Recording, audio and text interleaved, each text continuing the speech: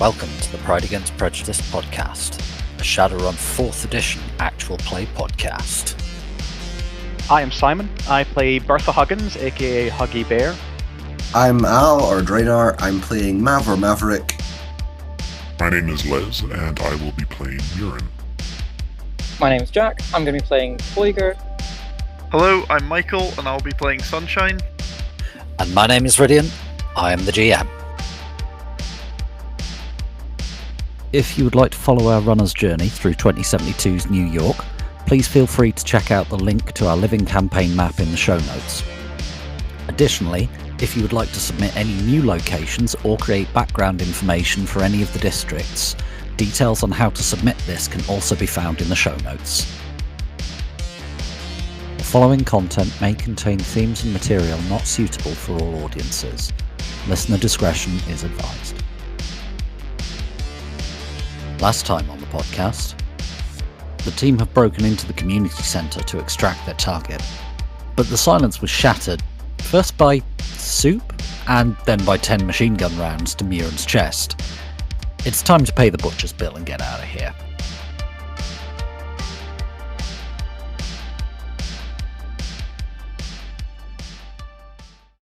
Happily enough for you, as we start turn 2, that Huggy's going first in Gretel. What would you like to do? Right, I am going to shoot this gentleman here. Okay, he's on the ground, so I'm going to say prone target, so you will get a +2, and he doesn't get to roll, because he currently has other problems, like the fact that he's a twitching mess, he's just pissed himself. What, like his nervous system isn't exactly functional at the moment? Oh, no. Opponent prone is only for melee, so you don't get the bonus, but he can't defend himself, so roll it. Only +2 then. Alas. How will you cope? That's 7 hits. What was this? Was this a burst, single shot? This is a short, narrow burst gel rounds. That'll be 14 AP +1. He's very unconscious, and he's also just had his nose spread across his face, and his glasses have shattered, and he's just kind of lying in a puddle of his own piss and gel round. Yep, that's what he deserves. So yeah, he's out the fight. Turning and seeing the, what I definitely recognise as a rigger cocoon, Huggy is going to say, guys, get that thing open now. Alright, are you doing anything else with your turn? I can't really do anything else with Gretel at the minute. Huggy herself is going to start scanning the surrounding area for any approaching drones. Okay, so give me a scan roll. And I'll be dropping out of hot sim for Gretel. I believe that is a simple action, so you'll be basically to change focus. Yeah, I can't remember the proper term for it. So yeah, you change where you are. That as your second simple action. You won't be able to roll a scan roll this turn, but that's fine. I'll be next pass. Yep, Mav. Mav follows up Huggy's instruction by saying, Murin, you're on the pod. And then I'm gonna start sweeping these side rooms, of which there are 6. You have a look inside them all pretty quickly. I'll just say you've got enough movement to just check all of them. Yeah, just kicking the door in as not even a free action. Just you can just. I push do it in open. fact have enough movement to get around all of them without even running. Yeah, they're just like tiny little bedrooms. There's nothing interesting in them. Fine. There's some rumpled bedclothes and some dodgy BTL porn chips, and that's about it. Yay. Lovely. Yep, that's your turn, which puts us on Spirit of Beast's turn. It would see that there's like astrally a thing with a soul in there, but if it's in a rigger cocoon, it's gonna assume it's like sick or deformed or there's something wrong with it, so it's not gonna pay it a great deal of attention. Yeah, it's also its instructions were to basically to attack things that attacked you.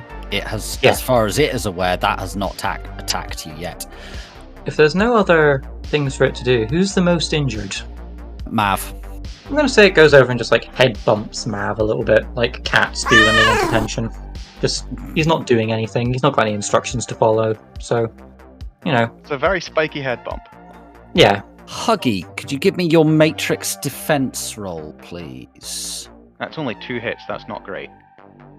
You always have edge. Yeah, I'm gonna edge that. Yeah, that's a lot better. 5 hits. All right. And could you also give me an analyze roll, please? Certainly. God, 0. No hits. I am not doing well in the Matrix today. Your comlink is beeping at you in a weird way. You can't work out why. It's just beeping. It shouldn't be doing that. Sunshine, your turn. Yeah, I am currently VR goggles on. So last time I wasn't able to find any other Matrix users. So is it analyze to find them? It's analyze, which is the equivalent of perception. I got 1 hit there. You still can't find this bastard. Is that a complex action? I'm going to say simple. You can try again at a -1. Yeah, I'm going to try again. 0. We are terrible at the Matrix today. Yeah. It would seem so. So yeah, that's Sunshine's turn. Mirren, your turn. Just to confirm, this thing that I'm looking at, can I open this? Is it like there a button on the side or something? You can, there's like an emergency open button. It's designed so that if somebody's in there and gets their brain fried with biofeedback, you can slam the emergency button, get it open. I take my little pinky finger and I slam it. Okay, as you do, it hisses and opens, and you find that there is a dude inside. He's kind of skinny with lank, greasy hair, and he's got a collection of data jacks on one temple. He's got half of his head shaved, but the other side is kind of like lank, greasy, thin blonde hair. He looks a bit skinny, like he's not been eating properly. He's got bags around his eyes, that kind of stuff. Under Decker. He's also still in Cold Sim VR. Well, I am nothing if not a quick learner, and I believe I've seen this done before. So let's yank that wire. All right, so I need to look up the rules for dump shock again. It sucks. This is not the first time we've dump shocked somebody. Nope. Nope. And yes, I just realized now I haven't been doing the accent. I'm sorry. Ouch. So the dude screams and just sits up, clutching his face, and just blood spurts out of his nose and his ear. That's normally not a good thing. Nope. He looks very unhappy and confused and has no idea what the hell's going on. I'll say that that's your turn for the time being there, Mirren. Oh, I wanted to punch him. Yeah, unfortunately, that's a complex action. You've already taken a simple action I was about to ask, yeah, fair. of open and then yank. So that'll put us on Doiger. What are you doing? So I'm going to wander into the room, just over to like the cocoon or cradle or whatever riggers hide in when they get sick of the real world, and just sort of peer down in at this sickly little freak that's living in there. Leans over the thing, points one finger at it and says, "Hi!" And then force stun bolts him for 5 hits. All right. 4 of which I'm keeping. Oh god, so he's got to resist 9. This guy is going to die. Fuck. Hi! We probably want this guy alive. He's reeling from the dump shock, like reeling forwards, clutching his face and trying to stem the blood coming out of his nose and ears. And then you just come up to him and go, "Hi!" Stun bolts, and he just reels back, clutching at his head and screaming, and then bangs his head off the rigger cocoon and starts just squirming on the sort of bed that's inside the cocoon. He's not out, but he really wants to be. He wishes he was. He's conscious? Yeah.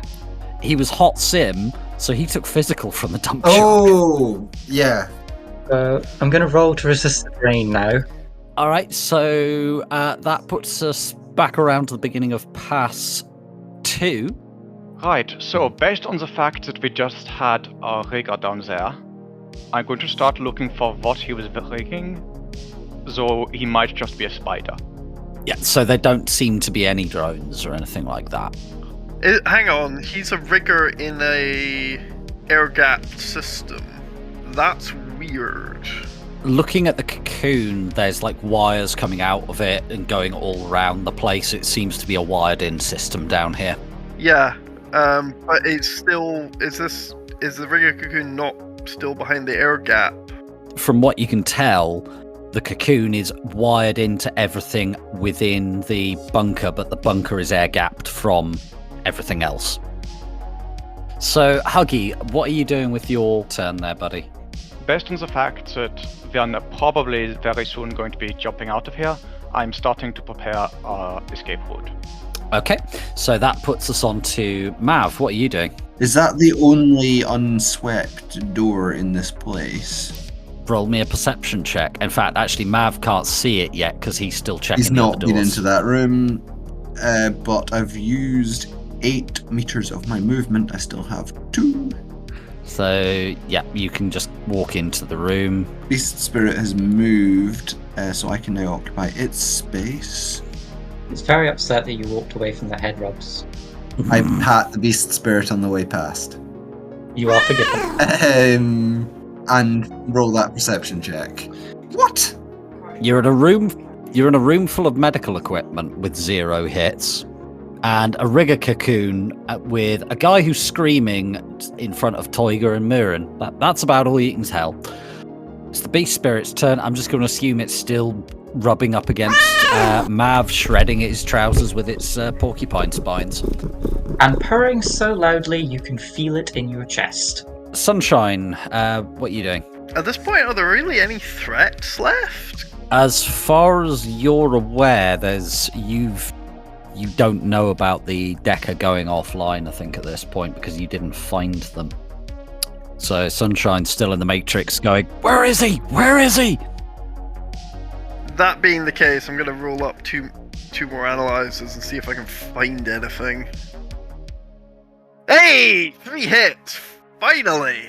Alright, so with your analyze, I'll say that happens just as he winks off them. You spot him just as he goes offline.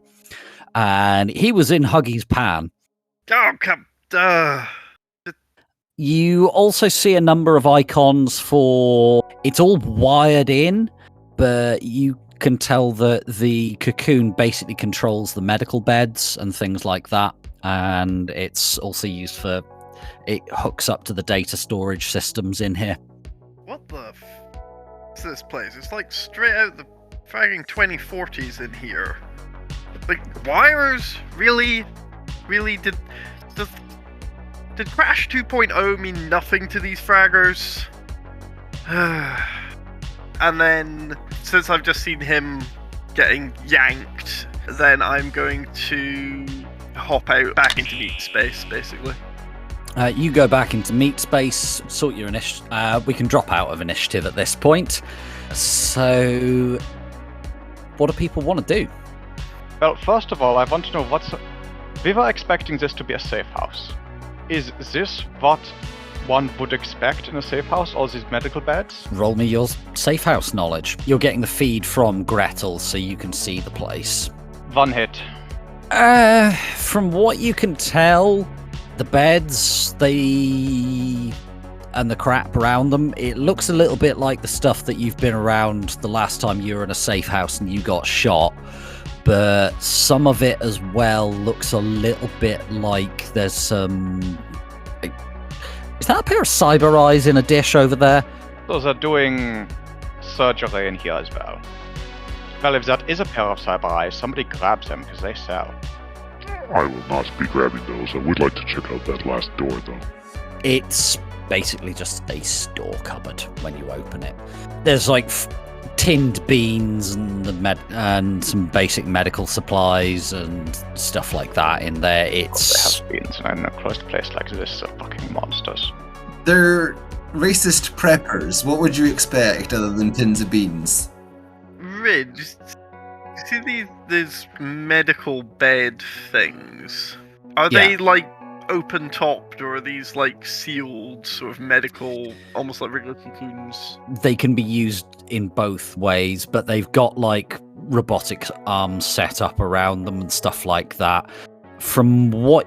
Roll me... Do you have any knowledge skills relating to the Matrix? Matrix, no. I think the only one I've got that would be immediately relevant would be metahuman trafficking, depending on what exactly they've been doing here. Are the 5 beds obviously empty? Oh yeah. There's nobody in them at this point in time. They do have like robotic arms that have like surgical implements on them attached and stuff like that. That's probably what the rigger was for. See those cyber eyes that are lying out? Are they new, or do they look like they've been? Are they secondhand? They seem to be in like the foam case. Interesting.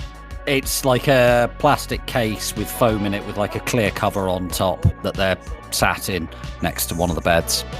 I'll wander over to the very sad-looking rigger.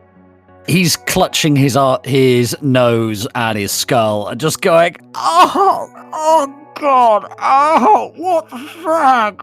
What? Who the Someone wanna subdue that guy for transport? He's still lying in the bed, yeah? Can I lift him out by his skull? That would be being more delicate than I think he deserves. I mean, yeah. I mean, he's a pretty spindly guy. You can pick him up, no bother. Anybody need this one for anything? So as you pick him up, he just lets loose with this string of racist invective, just calling you fragging troll, fragging Tusker, go die in a ditch for Drek, yada yada yada. It's. You kiss your mother with that mouth, good heavens. He probably does.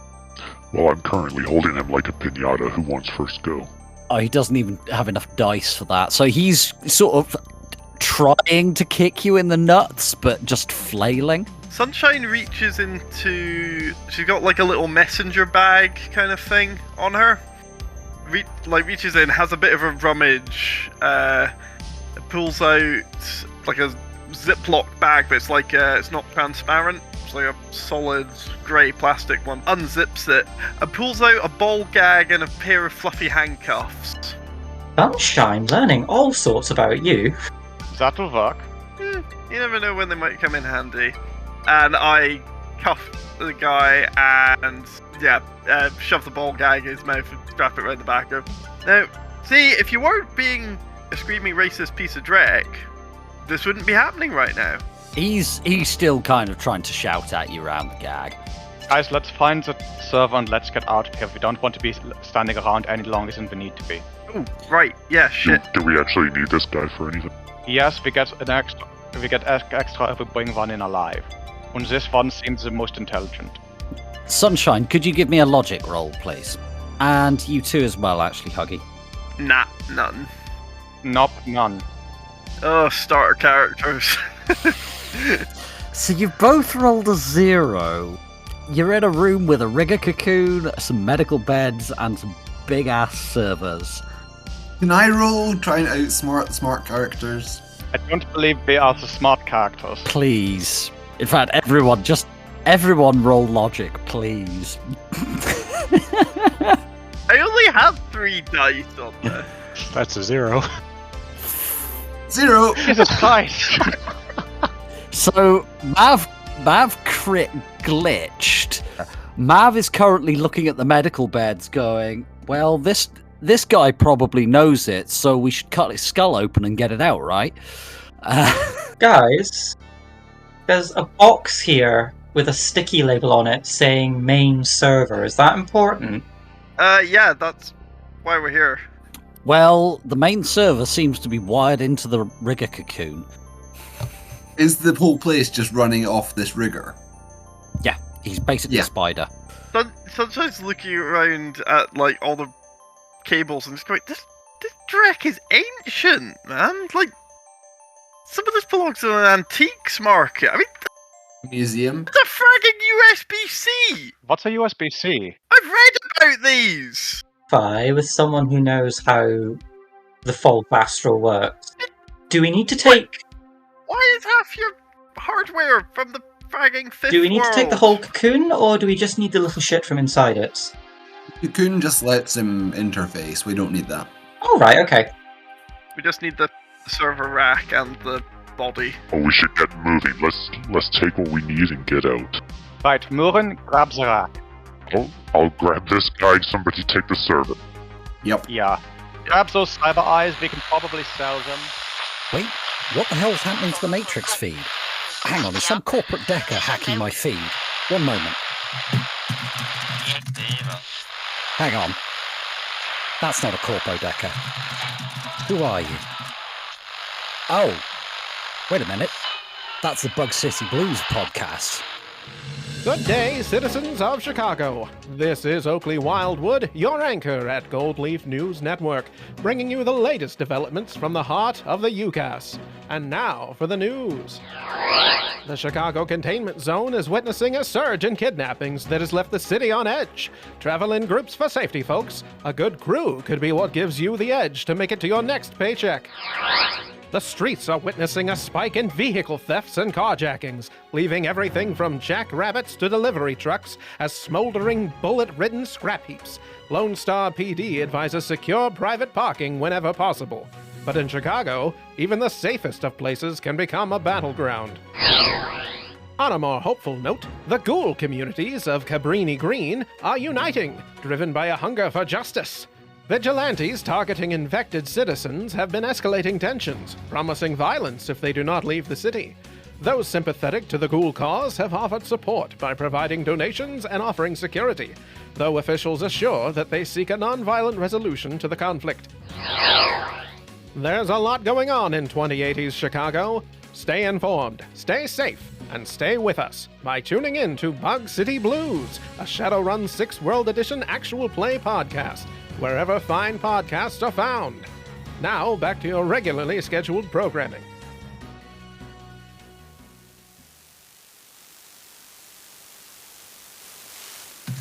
Alright, restoring the feeds. Oh, come on, guys. Your show's awesome, and people should go listen to it. But really, hacking my feed? I am so getting you guys back for this one. And that's the feed back up. You couldn't just let some interface. We don't need that. Oh, right, okay. We just need the server rack and the body. Oh, we should get moving. Let's take what we need and get out. Right, Muren, grab the rack. I'll grab this guy. Somebody take the server. Yep. Yeah. Grab those cyber eyes, we can probably sell them. If you want to start a museum to the 50s, feel free. Frankly, most of this is not even worth the scrap value for the copper and fiber in it. Wired into the servers, you do see a Fairlight Joyeuse. That was like bleeding edge in 2050. But what the frack is it doing down here? Well, I mean, a BBC Micro was bleeding edge at one time. Doesn't mean I want one. Ragged rocks tied to sticks were bleeding edge at one point. They still are if you throw them hard enough. How big is the server? So it's basically a rack of modules that are about laptop sized, just all shoved in a stack. How big is the rack? There's about 5 or 6 of them in there. So 5 or 6 laptops, that's not particularly heavy. Yeah, Mav grabs the actual, servers out of the server rack, stacks them up and starts carrying them towards the door. There was another guy who we knocked out, right? We should probably bring him as well. You only get paid for one. We haven't killed any of them unless the toxin kills them. I'm actually going to say the one that was venomed. He's now... When you next see him, there's white froth coming out of his mouth, and he appears to be making choking noises. Oopsie. Grab Bad Mohawk. Do we want these guys able to tell their friends that they saw us? Yeah, I reckon we take everyone. No, we don't take anyone. We take one person and leave corpses behind. I take them out. Yeah, because where do we put them? The van barely had enough space for all of us coming here. And I don't suppose Muren's going to want them in his car. Valid. Your car has a boot, right? So, while this is going on, Poiga, could I get a perception check, please? 3. So, you're kind of bored whilst they're fiddling about with screwdrivers, and you just go, oh, what the hell, I'll just check the astral. And you see a guy appear on the astral who's looking at you and who just says, "The frag are you doing?" Wave to the nice security mage. You're astrally perceiving, but you're not astrally projecting at this point. Has he noticed me noticing him? I'll say yes. So what does he look like on the astral? What am I seeing? It's light in colour. You're not seeing a body, you're seeing an aura. So this person is astrally projecting. I'm going to sense him. Okay, go ahead. 1 hit. So they are in good health. They're a little confused and quite angry. They appear to actually be female, that you're getting from the aura. They are also... What's your magic rating? My magic rating is 5. They're about as magical as you are. I'm going to now roll to remember what was spoken of at the start of this thing. Okay, so roll a memory check for me. Note. Not a clue. There's just somebody who is magical and angry with you, and they're now saying, "Stay where you are until the officers arrive on scene." I don't suppose me saying this is criminal on criminal violence is going to convince you to look elsewhere, is it? She looks at you and just says, "If you were astrally projecting, I would powerbolt you in the face right now." I'm not astrally projecting, so you cannot get to powerbolt me in the face right now. Is Tiger talking out loud? Yes. She does, however, give you a grin and say, "No, but I can do this." Could your beast spirit roll its body for me, please? 0 hits. So, yeah, it's just taken 5 physical. It's dual-natured, so she can hit it. Oh, you bitch. So, I'm going to scream to everyone, "We've been had, someone knows we're here." Grab the shit and let's go. Tell you what, it'll hold her attention if nothing else. I'm going to try and summon a Force 4 spirit. Okay, go for it. We'll just assume that the beast spirit and she are just having a bit of a blarney while you summon up another spirit. I get +3 because I've got Conjuring Focus. Yep, go ahead. I'm going to summon a Force 4 Spirit of Beast. And I've got 6 hits there.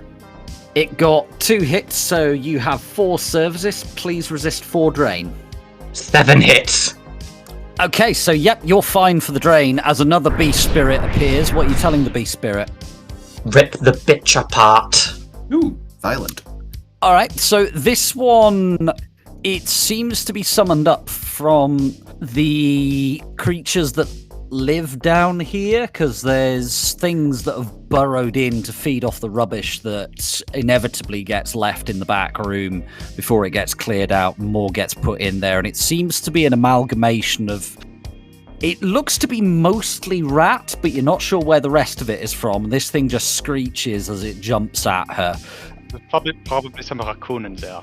I take it you're all legging it, taking your shiny new Decker friend with you.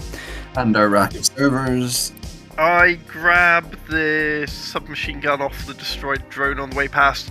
Can I do a quick perception and see if any of the other...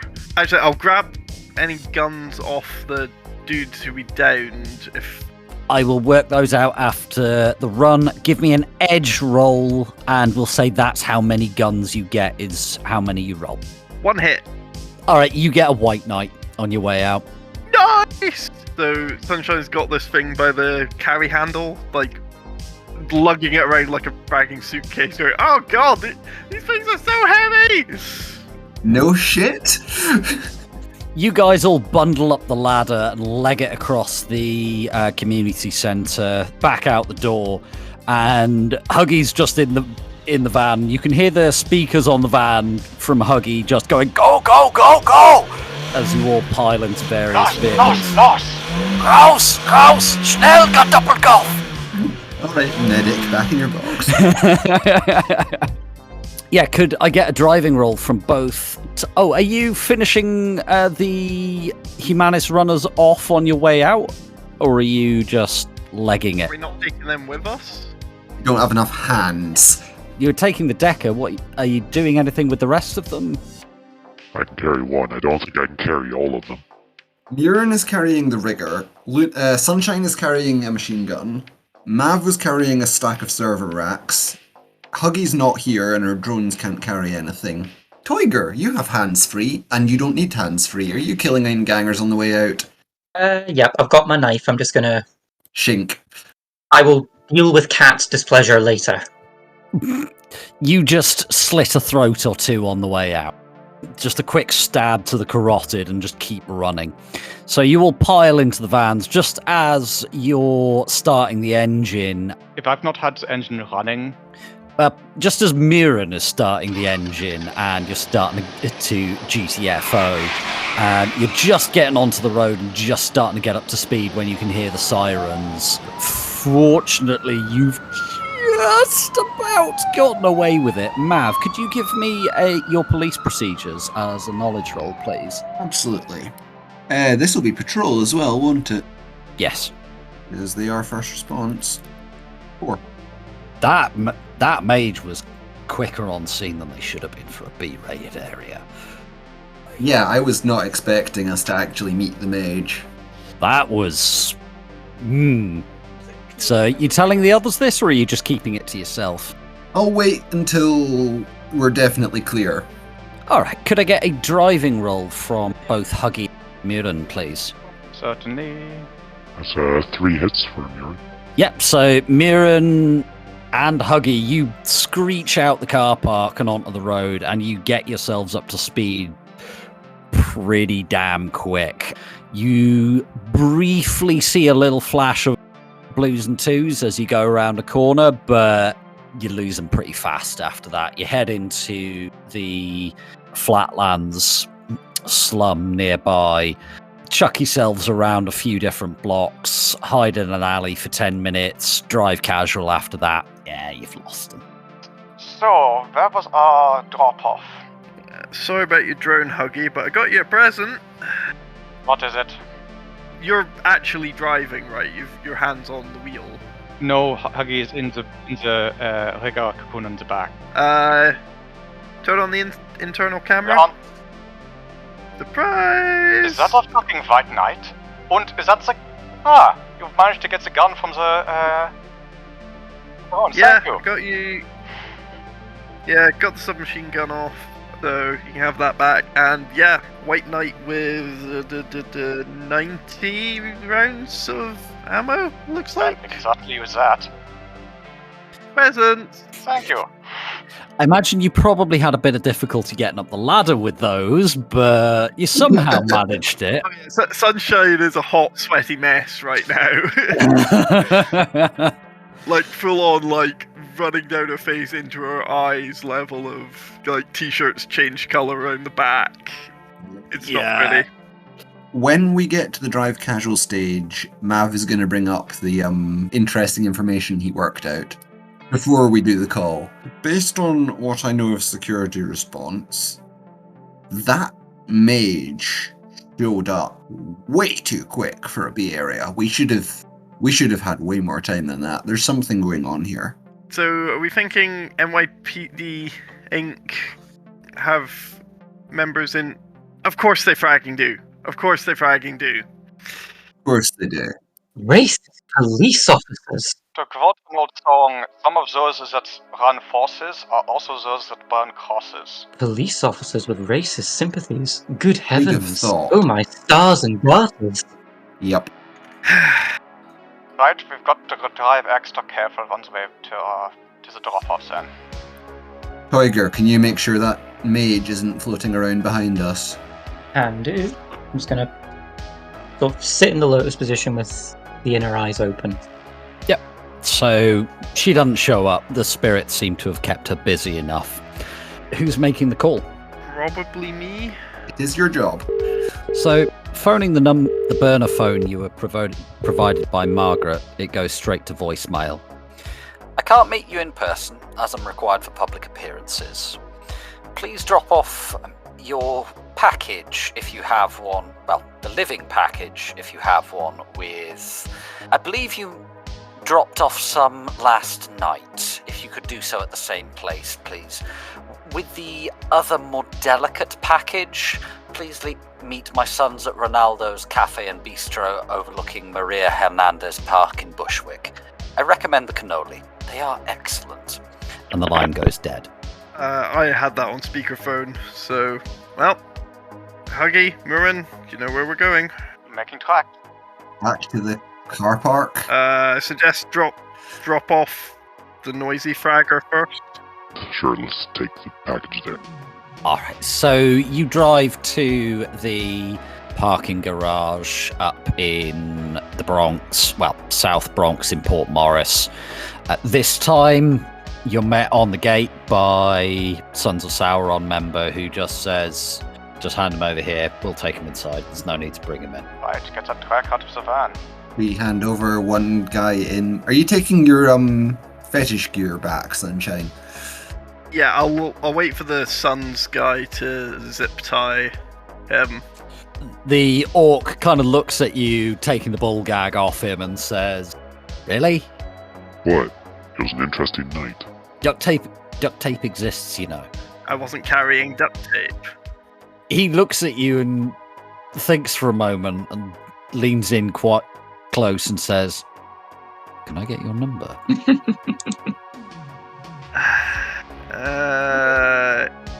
Yes, but complicated. He gives you a toothy grin and says, I can be uncomplicated.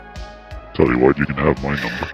He looks you up and down and says, sorry bud, not my type. I gotta be open to new experiences. Guys, could we stop with the flirting and get on with it? We are trying to get on with it. Less getting it on, more getting on with it. Those are the same thing. One thing you were also given was a time to meet in Bushwick, which was about 9 a.m. It's now early hours. Does anybody have area knowledge? New York. No. That's one of the ones I'm going to pick up. Does anybody have any area knowledge? No. Nope. All right, you've no fragging clue. It's early hours now. Are you doing anything between now and the meet? What sort of early hours? Is it like... It must be about 2 in the morning, because that's when we were doing the hit. You've had to do the drop-off, so it's probably about 3:30 in the morning. Sleep? We can get like 5 hours in a coffin motel. All right. If anyone disagrees with this, Mav suggests it in We'll character. sleep in the cocoon. We do need sleep, but I want a word with the two spirits that I sicked on that cot first. Your bound spirit has been... It's been pretty badly messed up, and it's gone back to the astral plane, and it's not entirely happy with you right now. The other one has just disappeared back into the astral. They got killed. It's the spirit that you summoned managed to get away, but it's gone back to the astral for a while. It's not happy. It'll be okay, but it needs a bit of time. Where are you heading to go to a coffin motel? Are you going to a particular area of the city? Well, see if we can't find anywhere in Port Morris. There's a shitty coffin motel. When you crawl into the coffin pods there, they kind of smell musty. One of them has a slight ammonia twang to it. Ugh. I'm glad I'm sleeping inside the cocoon. Yeah, Sunshine takes one look at this place and then just decides to curl up in the back of the van, like with the drones. Mirren, could you, Toiga and Mav, could you all give me 5 body plus... I believe it's body plus willpower to recover stun? I believe it's body plus willpower. Yes, so each time you get hit, that'll recover you a box of stun. I rolled 3 for all of them, so that was my stun damage clear. Yeah, I took 3 hours to heal up. Alright, so you get a decent night's sleep. Are you doing anything else in the coffin motel? I'm imagining this coffin motel has, like, a shower cubicle, which, like, the toilet folds back into, because it's in the same space as the coffin motel, and you have to insert a fragging cred stick into this thing to make the hot water start running. You have to insert a cred stick to make the toilet seat unlock. Ew. So that you can actually lift the lid. Dude, what kind of dystopian nightmare is this? I don't want to play anymore. Welcome to Shadowrun! You haven't worked out already that this is a dystopian nightmare. There are limits to what I will endure. Just quickly, how much stun did I recover? You've recovered all of it. Happy. You're fine. Yeah, you're all feeling a bit better. Mirren, you're kind of looking sadly at the holes in your suit, going, oh, "Do you know how much it costs to find a good tailor?" I'm gonna bring some plastic booties on the next job. I'm now imagining you in one of those going in to kill a bunch of gangers, but wearing like one of those plastic tourist ponchos to keep your suit clean. I was imagining is, you know, those blue overshoes that they make you put on your shoes when you go to the swimming pool. That's what I was thinking of. Yeah. Him wearing them. Like, or when you're going to view a house sale, like I was thinking of that because 2 jobs, both times my boots got dirty and nothing else. Do you know how much a good shoe shiner costs? Tell them. You all pile into the van in the morning and driving into Bushwick. It's another step up again from Crown Heights. The front of the classic New York brownstones are still there, but rearing out of the back of them are huge glittering steel and glass luxury apartments with VTOL taxis and delivery drones zipping between them above the streets. The streets are clean and well swept with obvious NYPD Inc. foot patrols everywhere and happy upper mid-level corp scientists and citizens going about their day.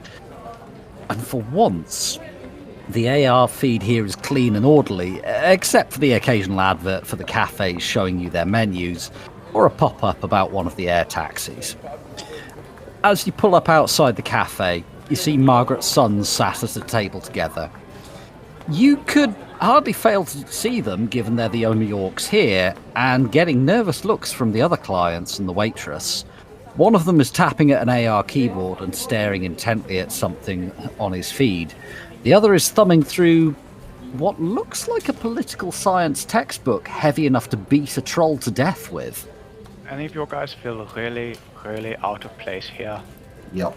I used to work with these people. You poor fool. Fairly good for you, I guess. Right, let's get this over with. Shall we send just the humans, or shall all of us go? As you're watching, Lucas, the larger of the two, who seems to be looking through the textbook, he's ordering himself another coffee. These guys were orcs, right? Yep, they're both orcs. Well, I'm good. Huggy's going to get out of the cocoon and stretch a little, pop out the back of the van and head over to them. As you get out the van, the one who has the AR keyboard glances up and just kind of gives you a wave. He reaches over, gives his brother a quick nudge with his foot, and then reaches over and drags over another one of the sort of steel chairs that they've got sat outside the cafe to the table. Yeah, Huggy will go and sit down with them. I'd like to go over to... Hi, how's it going, guys? He looks you over and says, "Very well, thank you. One moment before we discuss business, do you want to get yourself a coffee or anything? It's on us." Do they have any non-soy versions? Certainly then, I will have she looks at the menu. What the hell? I'll take whatever you're having.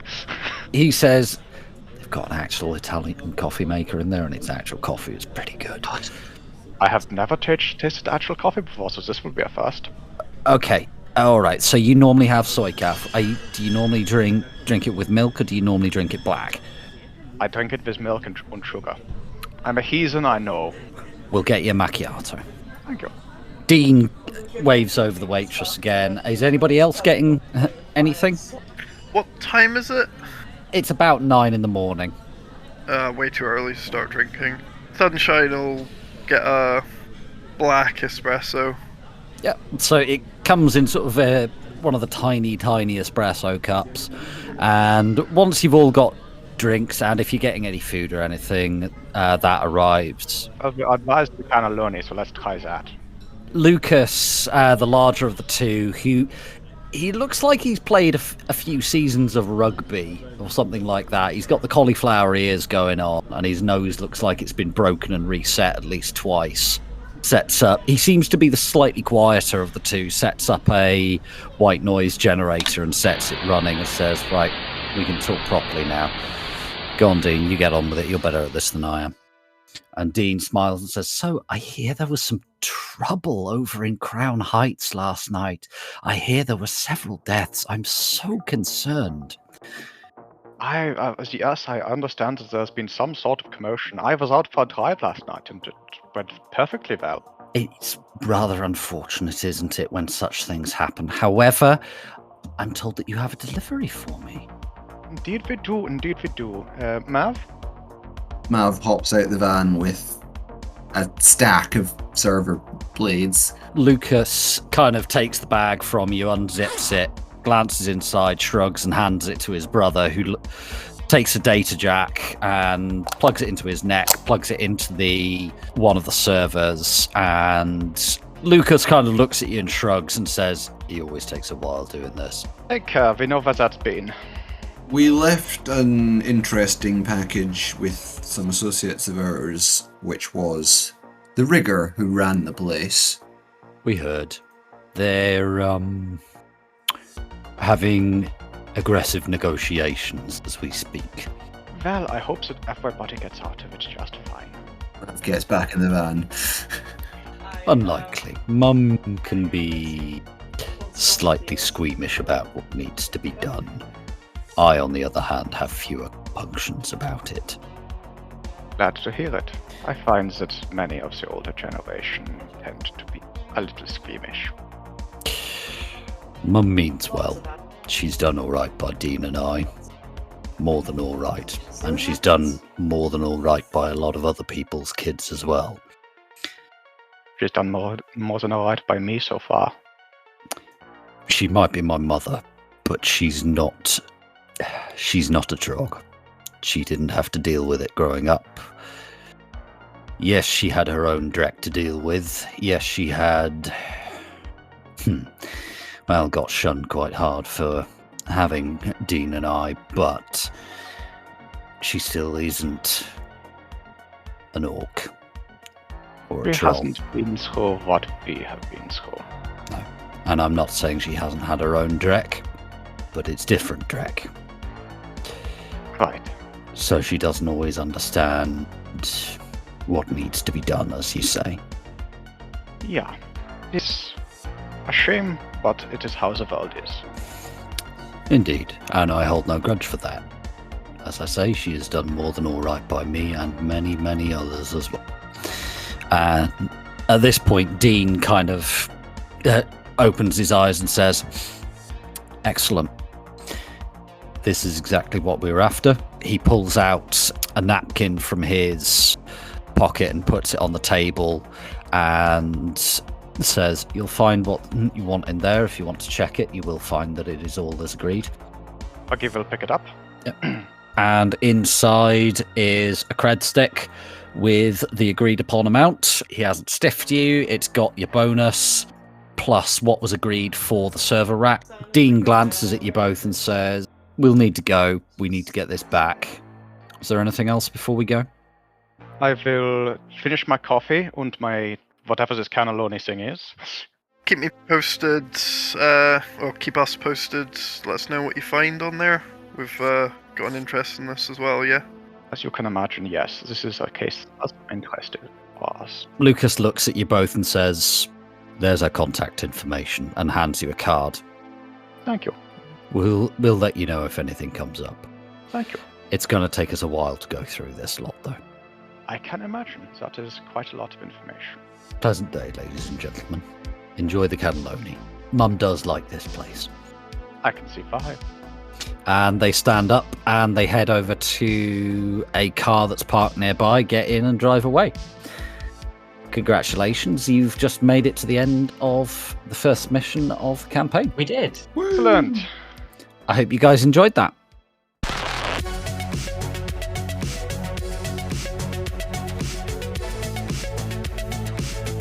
Thank you for listening to the Pride Against Prejudice podcast. We hope that you enjoyed the show and look forward to seeing you again in 2 weeks' time for our next episode. Intro is More Human Than Human by Carl Casey, and the background music is also by Carl Casey. Outro music is Neon Thrills by Luck Hash. All sound effects are from freesound.org and credited in the show notes. The Tops Company Inc. has the sole ownership of the names, logo, artworks, marks, photographs, audio, video, and or any other proprietary material used in connection with the game Shadowrun. The Tops Company Inc. has granted permission to the Pride Against Prejudice podcast to use such names, logos, artwork, marks, and or any other proprietary material for promotional and informational purposes on its website, but does not endorse and is not affiliated with the Pride Against Prejudice podcast in any official capacity whatsoever. All other works mentioned in this podcast remain the property of their respective owners. The Pride Against Prejudice podcast is licensed under a Creative Commons Attribution 4.0 license. So if you want to use any part of the show, please give us the credit.